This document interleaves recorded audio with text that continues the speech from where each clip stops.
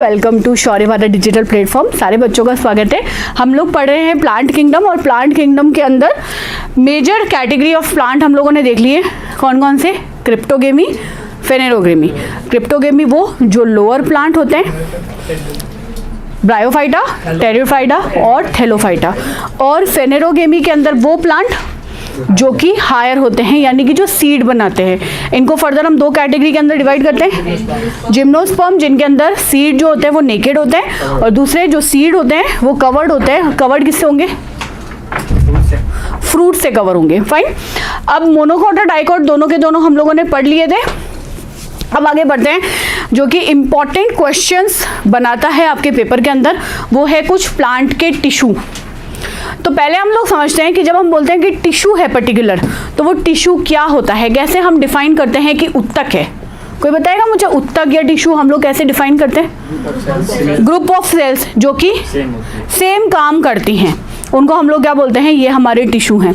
अब ये जितने भी प्लांट के टिश्यू होते हैं, इनमें से मैक्सिमम जो होते हैं वो डेड होते हैं, मरे हुए होते हैं। लेकिन मरे हुए होने के बावजूद प्लांट को सपोर्ट देते हैं, इसीलिए मरे हुए हैं।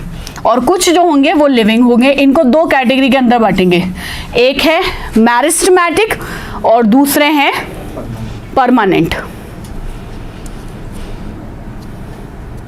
मैरिस्टमैटिक और दूसरे हैं परमानेंट। लिखा? सिंपल। वैसे ही लिखो। सबसे पहले लिखो टिश्यूज, इनको बांटो ऐसे, मैरिस्टमैटिक, परमानेंट। अब मैरिस्टमैटिक को फिर आगे बांटना या परमानेंट को फिर आगे बांटना। मैरिस्टमैटिक टिश्यू को ऐसे बांटेंगे हम लोग, ठीक है? चलो, तो मैरिस्टमैटिक टिश्यू क्या होता है पहले वो देखते हैं। अपने प्लांट को कभी देखा है? अपने घर के आसपास पेड़ पौधा लगाया है? पेड़ रोज बढ़ता है? यस, पेड़ रोज बढ़ता है। हम भी रोज बढ़ रहे हैं, अलग तरीके से पर बढ़ रहे हैं। कौन? पेड़? एक मिनट। देखो, ग्रोथ का मतलब सिर्फ लंबाई और चौड़ाई नहीं होता। पहली चीज, हमारी बॉडी के अंदर भी हमेशा डिवीजन चलता है, और ऐसा ही होता है जब हम प्लांट की बात करते हैं। तो प्लांट की बॉडी में भी हमेशा डिवीजन चलता है, और प्लांट की बॉडी भी हमेशा बढ़ती है। क्या आपने कभी कोई ऐसा प्लांट देखा है जिसमें 4 साल के बाद में पत्तियां आनी बंद हो जाएंगी? नहीं। कभी ऐसा देखा है जिसमें फूल लगने बंद हो जाएंगे? नहीं, वो कभी नहीं रुकता। ये भी ग्रोथ है। तो जितनी भी ग्रोथ होती है प्लांट की, वो कुछ स्पेसिफिक जगह पे होती है। हर जगह नहीं बढ़ती, लेकिन स्पेसिफिक जगह पे होती है। और स्पेसिफिक जगह पर क्यों होती है? क्योंकि यहाँ पर हमको स्पेशल काइंड ऑफ टिश्यू मिलते हैं, जिन्हें हम लोग बोलते हैं मैरिस्टमैटिक टिश्यू। और ये टिश्यू हमेशा डिवाइडिंग होते हैं, लगातार विभाजित होते रहते हैं, और इसी की वजह से प्लांट की ग्रोथ होती है। कहाँ कहाँ होता है अभी बता दूंगी, जिससे आपको पता चलेगा कि प्लांट की ग्रोथ अब कहाँ हो रही है। तो मैरिस्टमैटिक टिश्यू की खास बात होती है, एक्टिवली डिवाइडिंग होते हैं, और यही प्लांट की ग्रोथ का कारण बनते हैं।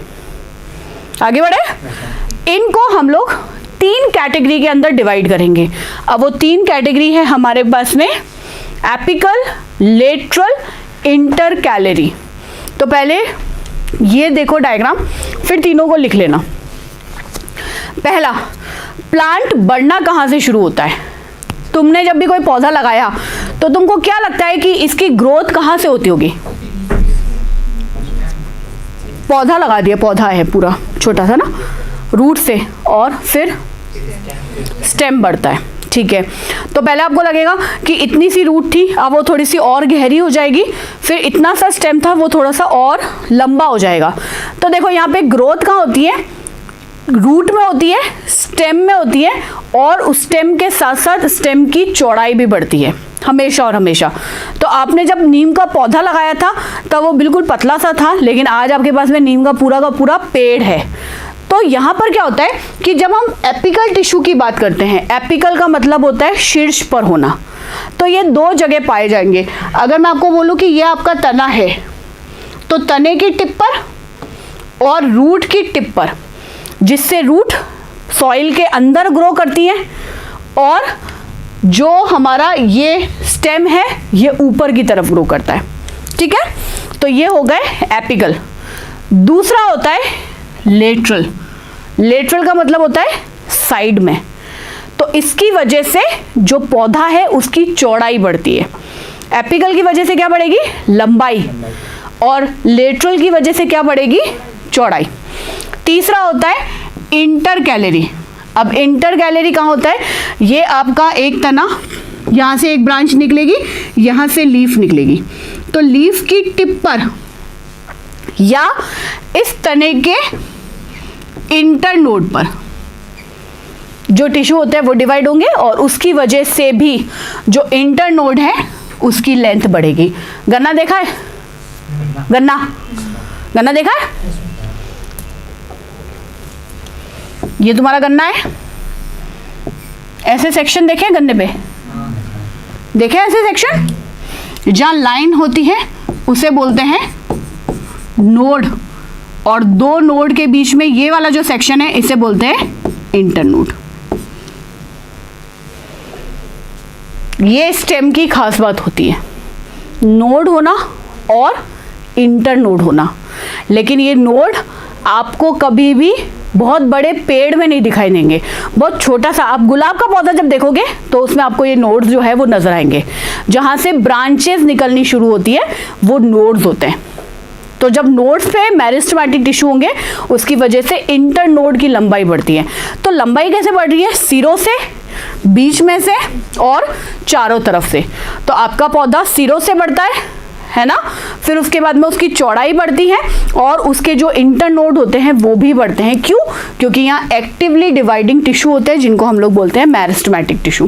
क्लियर है यहाँ तक? एक ही चीज याद रखना, एक्टिवली डिवाइडिंग है, हमेशा लगातार डिवाइड होते रहेंगे।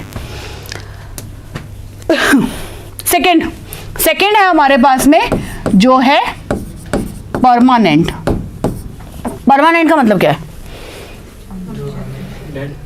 उनमें कोई चेंजेस नहीं, जो अब डिवाइड नहीं होगा।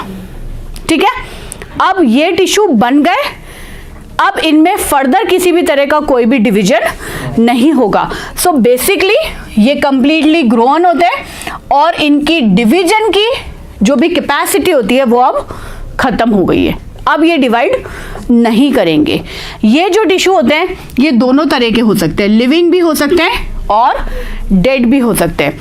अब हमारे प्लांट का जितना भी काम है वो कौन करेगा? यही टिश्यू करेंगे।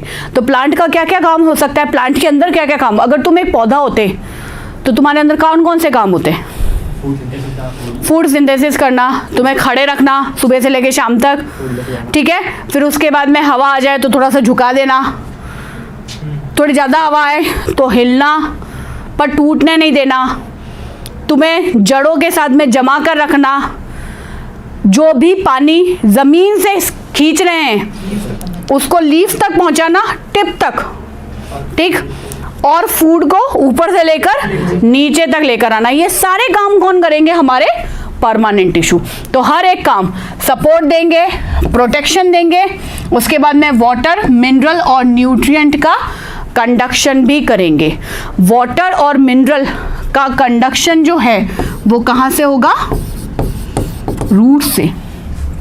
मिनरल मतलब खनिज, तो खनिज कहाँ से आएंगे? जमीन से आएंगे। और फूड जो है वो पौधा खुद बना लेगा अपने आप, वो हमें देने की जरूरत नहीं है। अब परमानेंट टिश्यू को बांटो बेटा। सबसे पहले बांटोगे सिंपल और दूसरी कैटेगरी लिखोगे कॉम्प्लेक्स। कैसे बांटोगे? ये आपका परमानेंट टिश्यू है। अब इस परमानेंट को बांटो सिंपल और कॉम्प्लेक्स।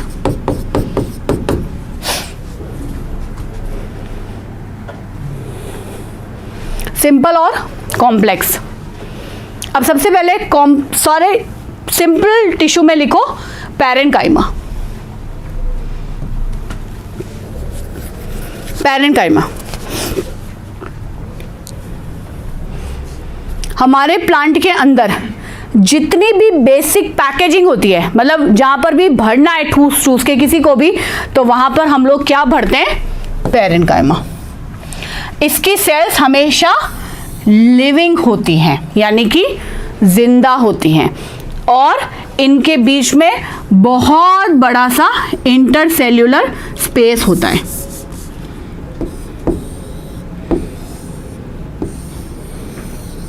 ऐसा इंटरसेल्यूलर स्पेस मतलब दो कोशिकाओं के बीच की जो जगह है, तो यहां पर इंटरसेल्यूलर स्पेस कौन सा हो गया, ये वाला। इसका काम क्या है, पौधे को सपोर्ट देना और उसके साथ साथ खाने को भी स्टोर करना। बेसिक टिश्यू अगर आपसे कोई पूछे प्लांट का तो वो कौन सा है, पैरेन्काइमा, सबसे सिंपल टिश्यू जो है। अब इस पैरेन्काइमा के अंदर दो मॉडिफिकेशन है।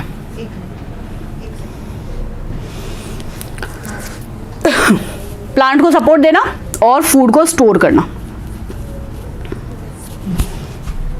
पैरेन्काइमा के दो मॉडिफिकेशन है, क्लोरेन्काइमा, एरेन्काइमा। एक के अंदर क्लोरोफिल भर दिया, दूसरे के अंदर एयर भर दी।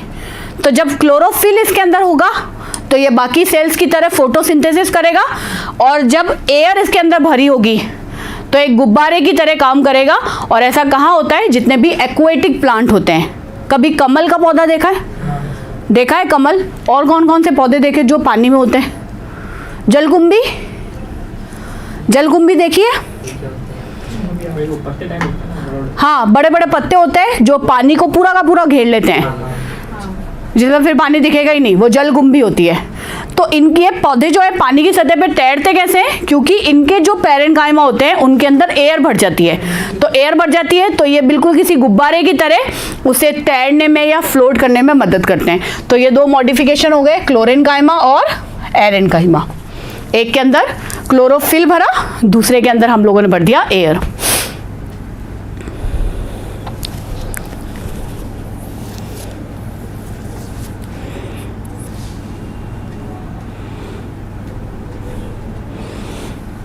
बढ़े आगे।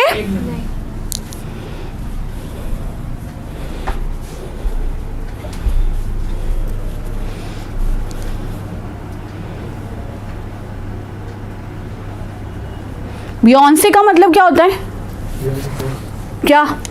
जब पानी जो है वो आपको ऊपर की तरफ फेंकता है, जिससे कि आप फ्लोट करते हो या फिर तैरते हो। लिख लिया? चलो, सेकंड सिंपल परमानेंट टिश्यू लिखो, जिसे हम लोग बोलते हैं कॉलेनकाइमा। अब ये जो कॉलेनकाइमा है, इसकी वजह से आपके प्लांट के अंदर फ्लेक्सिबिलिटी आती है। आप पेड़ को देखते हो, हवा आती है, पेड़ जोर जोर से हिलता है, पर क्या पेड़ टूटता है? नहीं टूटता। क्या पत्तियां गिरती हैं? नहीं। तो ये किसकी वजह से होता है? ये होता है कॉलेनकाइमा की वजह से।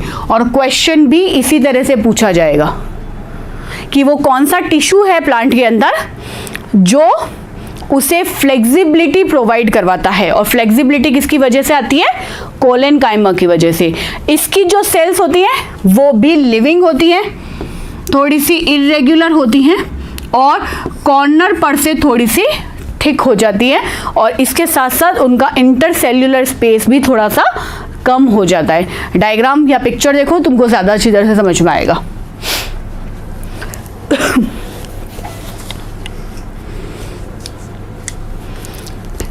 लिख लो, जब बता देना।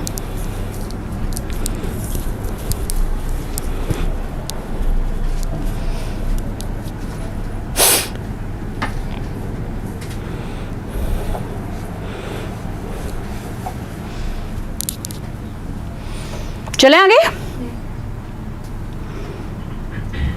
पिक्चर खींच लिया करो ना, तुमको पीडीएफ नहीं मिलता इसका? नहीं। ठीक है, आगे बढ़े। तीसरा टिश्यू है स्क्लेरेन्काइमा।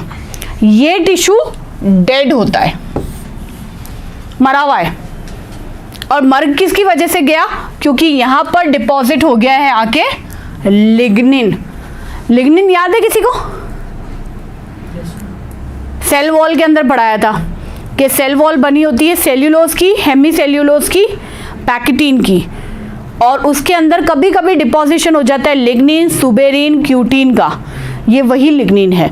और लिग्निन जब जाके जमा हो जाता है तो ये सेल क्या हो जाएगी, मर जाएगी। अब एक मरी हुई सेल का प्लांट के अंदर क्या काम हो सकता है, एक ही काम है, मैकेनिकल सपोर्ट और रिजिडिटी।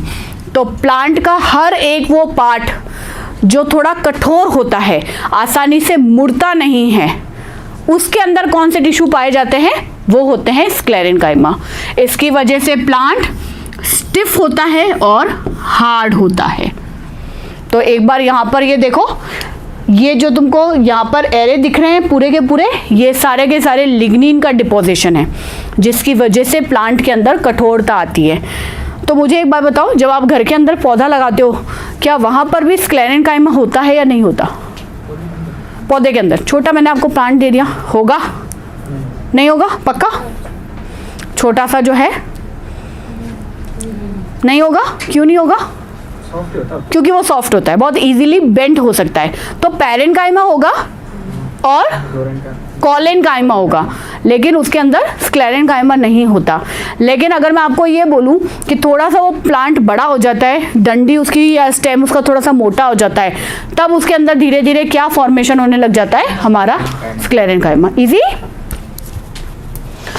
नेक्स्ट लिखो एपिडर्मिस, सिंपल परमानेंट टिश्यू के अंदर। फिर कॉम्प्लेक्स पढ़ेंगे, कॉम्प्लेक्स ज़्यादा इजी है, पता नहीं नाम कॉम्प्लेक्स क्यों रख रखा है उसका। सिंपल के अंदर 3 हो गए ना बच्चे, चौथा एपिडर्मिस है अपना। एपिडर्मिस का मतलब होता है चमड़ी, आपकी चमड़ी है, वैसे ही प्लांट की जो ऊपर की सबसे बाहर वाली लेयर होती है उसे हम लोग बोलते हैं एपिडर्मिस।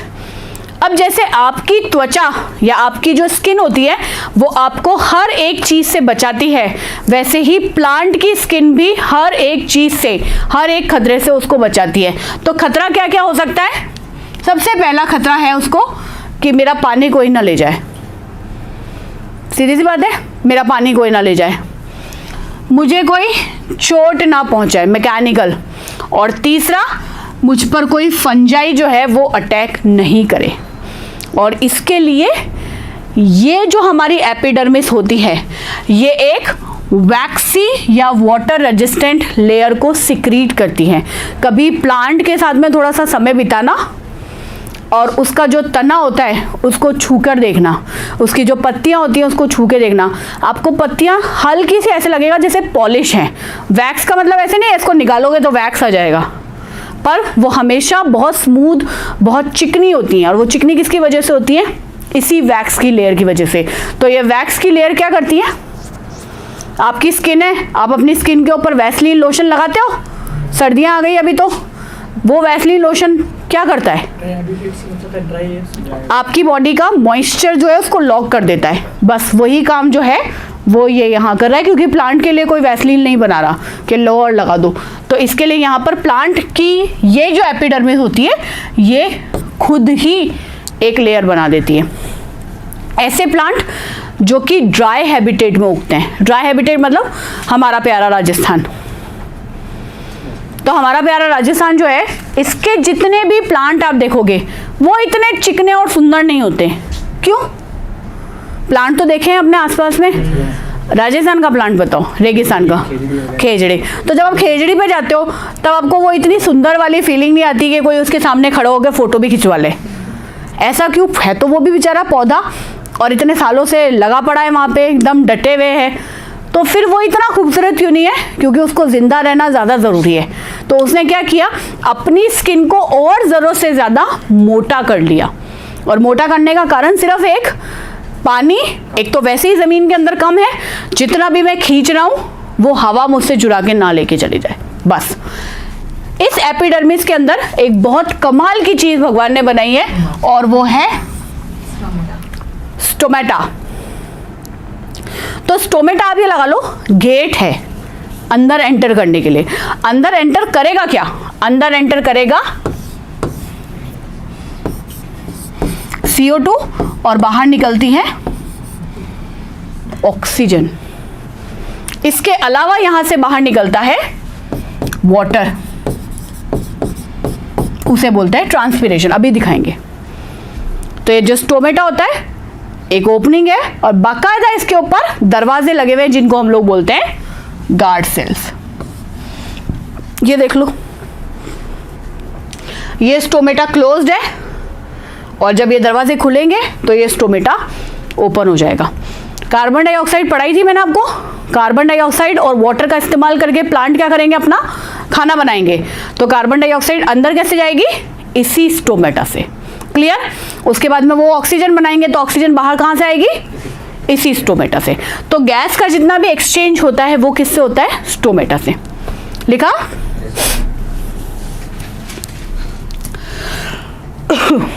अब आ जाओ कॉम्प्लेक्स टिश्यू में, complex permanent tissue.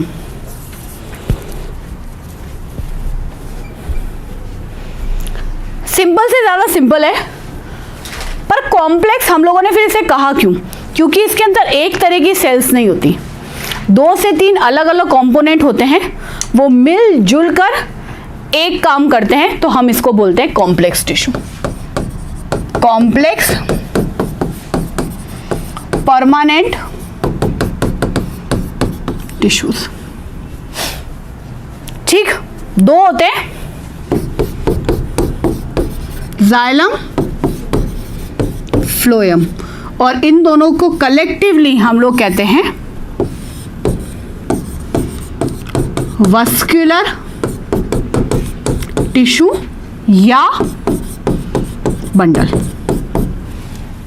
Vascular tissue या वस्कुलर बंडल संवहनी टिश्यू है। संवहनी टिश्यू का मतलब जो प्लांट की बॉडी के अंदर ट्रांसपोर्टेशन का काम करेगा, जैसे हमारी बॉडी में कौन करता है, ब्लड। दिखाऊं, चलो जी, सबसे पहले लिखो जाइलम। जाइलम के 4 कंपोनेंट है, ट्रैकेट्स, वेसल, जाइलम पैरेन्काइमा और जाइलम फाइबर। इसी वजह से इसे कॉम्प्लेक्स टिश्यू कहा जाता है। 4 अलग अलग कंपोनेंट है पर मिलकर काम एक ही करेंगे। और क्या काम करेंगे, वाटर और मिनरल को वर्टिकली ट्रांसपोर्ट करेंगे। लेकिन खास बात यह है कि ये सब डेड होते हैं, सिर्फ पाइपलाइन है, ये लगा लो, जिसमें से पानी जो है वो ऊपर की तरफ जाएगा और हमेशा एक डायरेक्शन में होगा, वन वे है।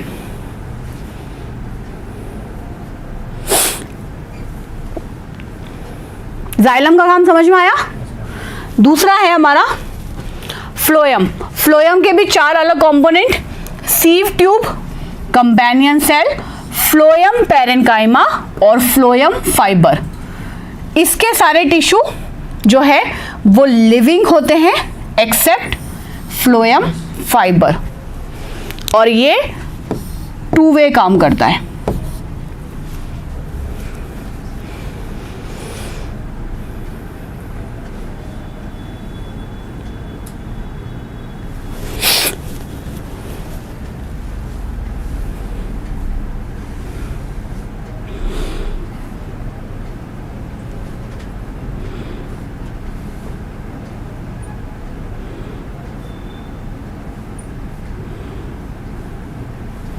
लिख लिया।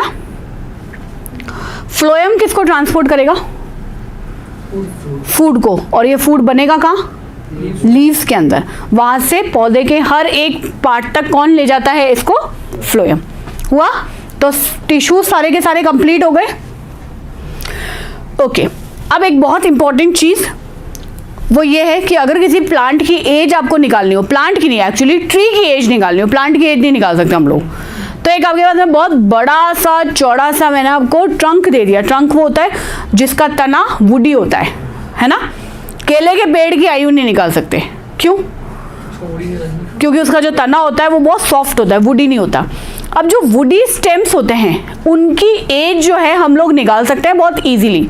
अगर आप लोगों ने कहीं ऐसे तना कटा हुआ देखा हो तो नेक्स्ट टाइम जाके उसकी एज कैलकुलेट करने की कोशिश करना। तो ये जो कैलकुलेशन है ये की जाती है कुछ रिंग्स से या कुछ सर्कल से, और इन रिंग्स को हम लोग बोलते हैं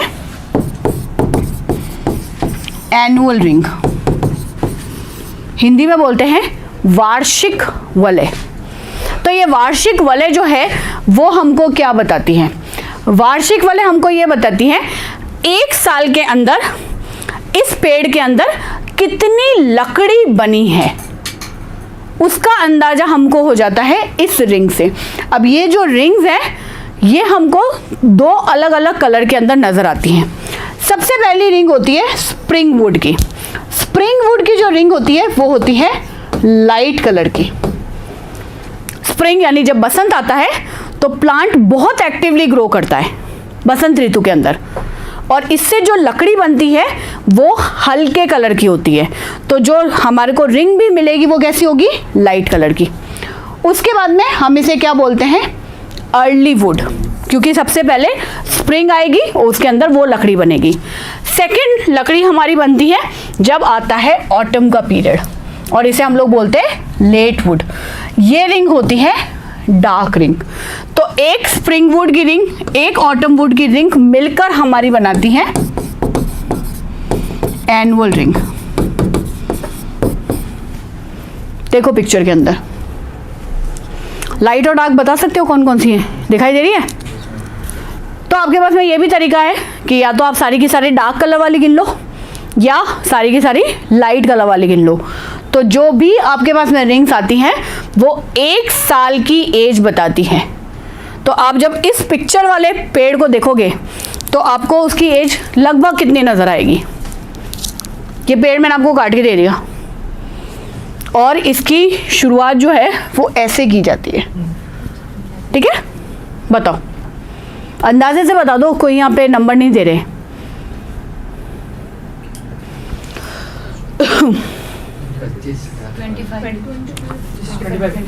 23, 24, 25 ऑन एन एवरेज।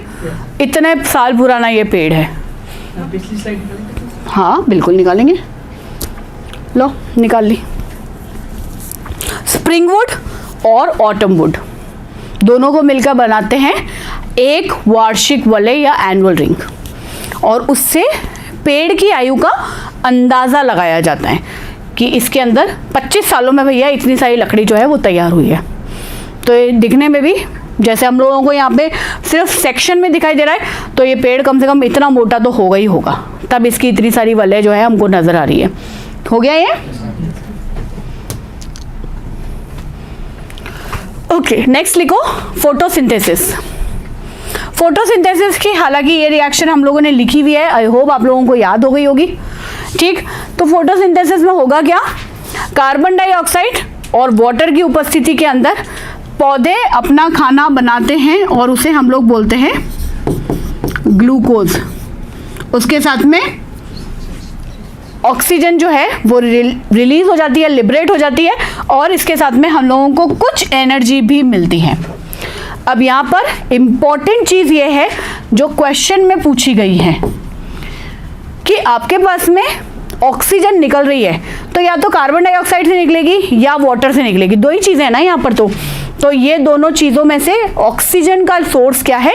ऑक्सीजन का सोर्स है वाटर, और इसको प्रूव किया था सबसे पहले रूबेन एंड कामन ने। ये लिखो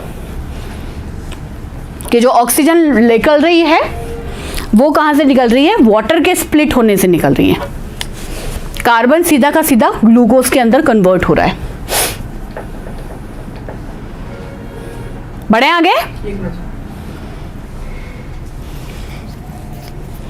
इसमें कुछ कमी रह गई है क्या रिएक्शन के अंदर? नहीं, पूरी है रिएक्शन।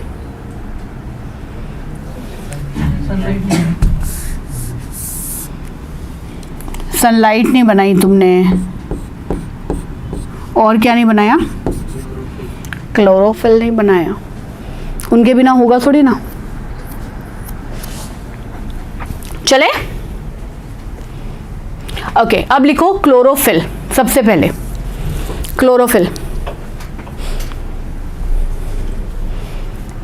क्लोरोफिल जो है वो सारा का सारा वाटर सॉल्युबल है। कभी हरी पत्तेदार सब्जियों को धोया है? पानी हरा हुआ है, किसकी वजह से हो जाता है पानी हरा? क्लोरोफिल जो है वो पत्तियों में से निकलकर बाहर आ जाता है। तो इसका मतलब ये कि पानी के अंदर वो डिसॉल्व हो सकता है। ये जो क्लोरोफिल है ये मेजर 7 तरह का होता है, A B C D E, और इसके बाद में होगा बैक्टीरियो क्लोरोफिल और क्लोरोबियम क्लोरोफाइल। ये दोनों बैक्टीरिया के अंदर पाए जाते हैं। कुछ बैक्टीरिया ऐसे होते हैं जो पेड़ों की तरह फूड को सिंथेसाइज कर सकते हैं और इसीलिए उनके अंदर पाया जाता है बैक्टीरियो क्लोरोफिल या बैक्टीरियो वर्डिन।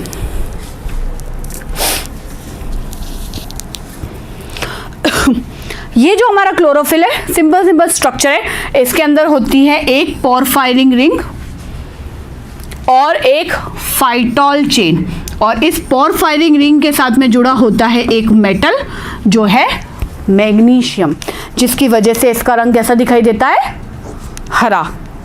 आपके ब्लड के अंदर एक पिगमेंट है, क्या नाम है पिगमेंट का, हीमोग्लोबिन। हीमोग्लोबिन का सेंट्रल आयरन बताओ, आयरन, जिसकी वजह से उसका कलर कैसा होता है, अगर मैं कॉपर लगा दूं तो ब्लू हो जाएगा, पक्का। क्या कहते हैं फिर उसको, अगर मैं कॉपर लगा दूं, तुम्हारे हीमोग्लोबिन में से आयरन को खींच लूं, कॉपर लगा दूं, तो तुम क्या बन जाओगे, मोलस्का। क्या कहते हैं उस पिगमेंट को, तो मैडम पढ़ाया करो, आप सवाल इतने पूछते हो ना, हमारे हार्ड डिस्क में से रिवाइव हो ही नहीं रही हैं चीज़ें, अटक गई, ढूंढ नहीं पड़ रही हैं कहाँ किस फाइल में हम लोग पहुँचते हैं जब तक, तो मतलब आप दूसरा क्वेश्चन पूछ लोगे। एक साल कितनी फाइलें टटोलूँ मैं यहाँ पे बैठ के। हीमोसाइनिन, अब तो हाँ, ये तो मैडम ने बताया था, और शायद पहली बार मैं नहीं बता रही हूँ, मुझे जहाँ तक याद है 2 से 3 बार मैंने बता दिया, जब भी हीमोग्लोबिन पढ़ते हैं तब बताती हूँ। चलो जी, नेक्स्ट कैरोटिनॉइड्स में मैंने पहले पढ़ाए हैं, पिछला क्या था, 2 पार्ट्स, पोरफायरिंग रिंग, फाइटोल चेन, और पोरफायरिंग रिंग के साथ में जुड़ा हुआ होता है मैग्नीशियम। तो एक तो पौधे हरे होते हैं, है ना, सब हरे दिखते हैं, और कुछ पौधों के पार्ट होते हैं जो बहुत कलर होते हैं, बहुत खूबसूरत होते हैं, जैसे फूल, फल, सब्जी, जो भी चीज़ें उनसे निकल रही है कलर्ड है।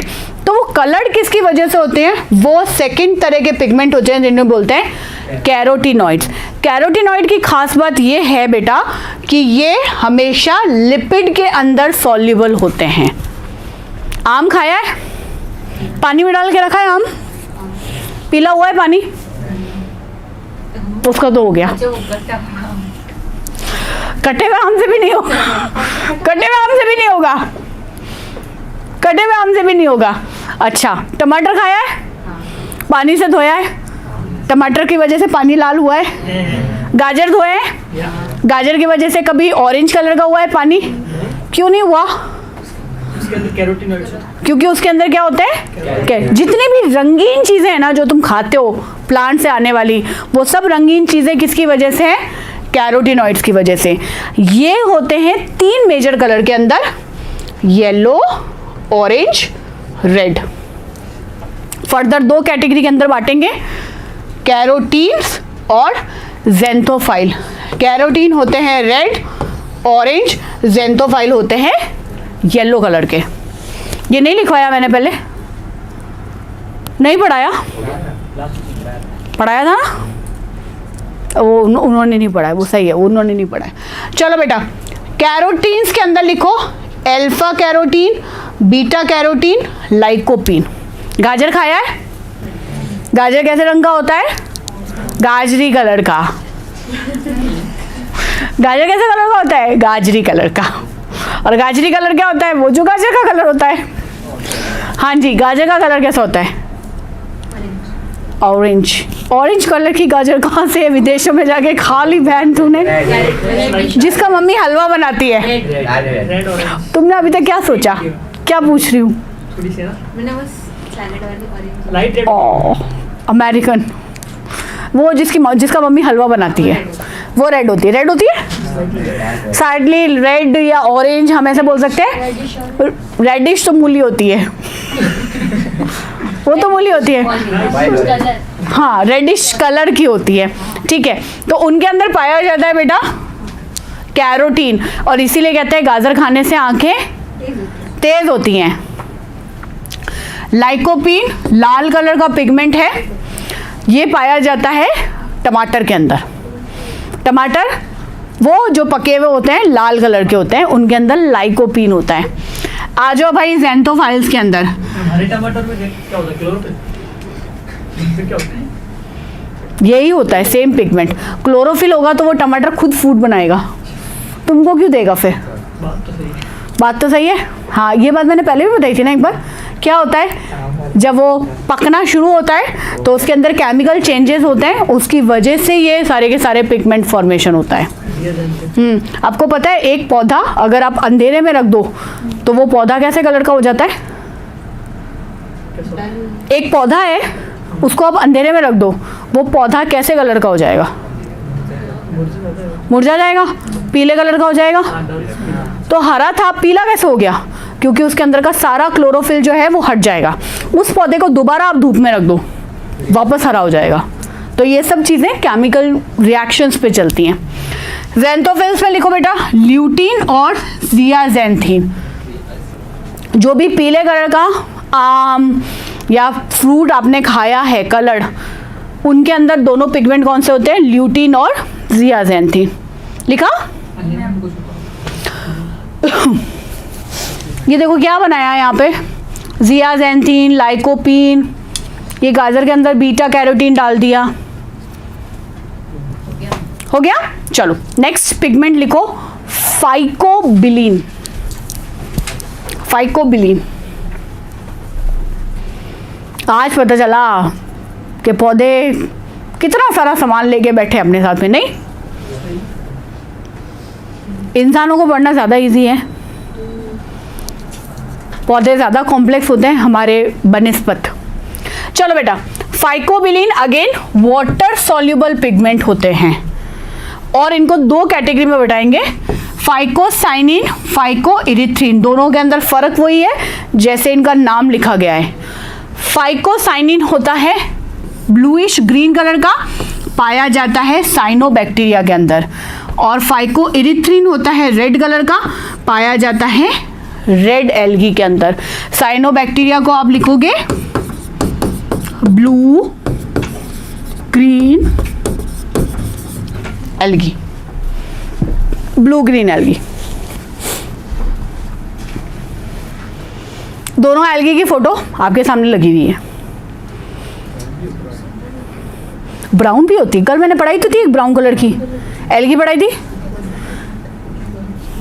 ब्राउन कलर की भी होती है जिसको खाते हैं, कल पढ़ाई थी ना। चलो जी, अब हम लोग पढ़ेंगे यही हमारी जो फोटोसिंथेसिस है, इसको दो रिएक्शन के अंदर खत्म। एक है हमारी लाइट रिएक्शन और दूसरी डार्क रिएक्शन। लाइट और डार्क से क्या मतलब है? एक वो रिएक्शन जिसके लिए सूरज की रोशनी होनी बहुत ज़्यादा ज़रूरी है, और दूसरी वो जो सूरज की रोशनी के बिना भी हो जाती हैं। अगर आपको क्लोरोप्लास्ट का स्ट्रक्चर थोड़ा सा याद है, क्योंकि अभी तो हम लोगों ने थोड़ी दिन पहले पढ़ा है, ये क्या होते हैं?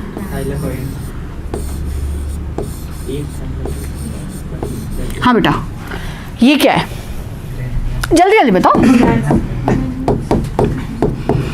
ये पूरा का पूरा प्लेटों का जो ग्रुप है, इसे हम लोग बोलते हैं ग्रेनम, और हर एक प्लेट कहलाती है थाइलेकॉइड, और इसके चारों तरफ जो भी मटेरियल है उसे हम लोग बोलते हैं स्ट्रोमा। तो हमारी जो लाइट रिएक्शन है, क्योंकि उसके लिए क्लोरोफिल ज़रूरी है, तो क्लोरोफिल वाली रिएक्शन कहाँ होती है? ग्रेना या ग्रेनम के अंदर। इसके अंदर कुछ भी नहीं है, लाइट को कैप्चर किया जाता है, ठीक है। और लाइट को कैप्चर करने का काम कौन करता है? हमारा क्लोरोफिल, और उस लाइट को कैप्चर करके बनाया जाता है एटीपी। पहला काम।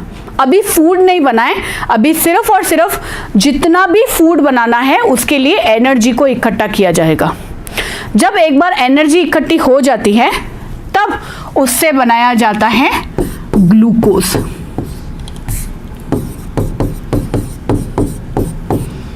इसी एनर्जी का इस्तेमाल करके बनाएंगे हम लोग ग्लूकोज। ये रिएक्शन होती है स्ट्रोमा के अंदर, यानी बाहर मैट्रिक्स के अंदर। इसको हम लोग बोलते हैं केल्विन साइकिल या C3 साइकिल। दोनों चीज़ें इंपॉर्टेंटली नोट करके रखना, C3 साइकिल या कैल्विन साइकिल। कैल्विन कौन कैल्विन? वो जिनके नाम पे कैल्विनेटर बनाया था। कैल्विन वो साइंटिस्ट है जिन्होंने ये रिएक्शन जो है वो खोजी थी। तो पहले आपको क्या करना है, सूरज से सारी की सारी एनर्जी ले लेनी है और फिर उस एनर्जी का इस्तेमाल करके आपको क्या बनाना है, अपने लिए फूड। तो ये हमारा फोटोसिंथेसिस यहाँ पर खत्म हो जाता है। अब इसके आगे की रिएक्शन हम लोग कल की क्लास के अंदर पढ़ेंगे। टिल देन थैंक यू, जय हिंद, जय भारत।